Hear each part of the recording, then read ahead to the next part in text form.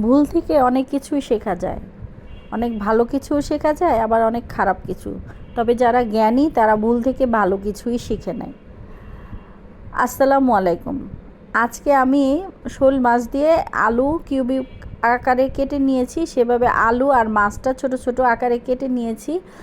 আলুও দিয়ে শোল মাছটা রান্না করব। তো আজকে আমি যে ভুলটা করেছি, প্রথমে আমি সবসময় মাছটা ভেজে নিই, আর যদি না ভাজি তাহলে ভালো করে কষিয়ে নিই, তারপরে আলুটা ছাড়ি।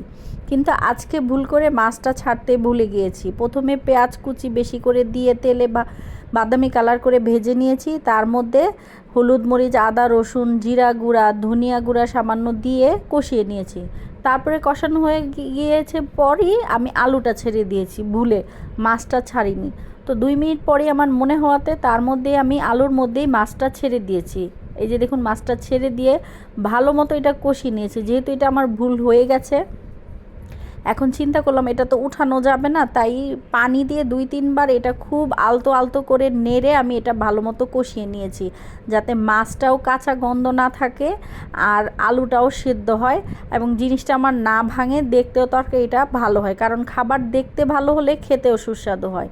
তো ভালো মতো 2-3 বার পানি দিয়ে আলতো হাতে কষিয়ে তারপরে আমি ঢাকনা দিয়ে কিছুক্ষণ ঢেকে রেখেছিলাম। তখন দেখি যে তেল বেরোয় আসছে, তখন আমি আবার নামিয়ে ঢাকনাটা নামিয়ে তার মধ্যে পরিমাণ মতো ঝোল দিয়ে তারপরে কিছুক্ষণ আবার ঢেকে রেখেছিলাম।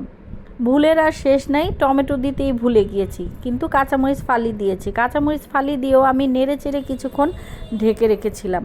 ঢাকনাটা ঢাকার পর যখন তরকারিটা টকবগিয়ে একটা বলক তুলে আসলো, এত সুন্দর একটা ফ্লেভার বের হচ্ছিল কাঁচামরিচের ফ্লেভারের গ্রানে আমি বুঝতে পেরেছি যে না, মাশাল্লাহ তরকারি আমার ভালো হয়েছে, নষ্ট হয়নি। তো ভুল থেকে খারাপ কিছু হয়নি। তারপরে শেষে আমি ধনিয়া পাতা দিয়ে দিয়েছি। দেখুন আমার তরকারির কালার ফ্লেভার মাশাল্লাহ এত ভালো হয়েছে। তো ভুল থেকে মাশাল্লাহ ভালো একটা তরকারি হয়েছে, আলহামদুলিল্লাহ।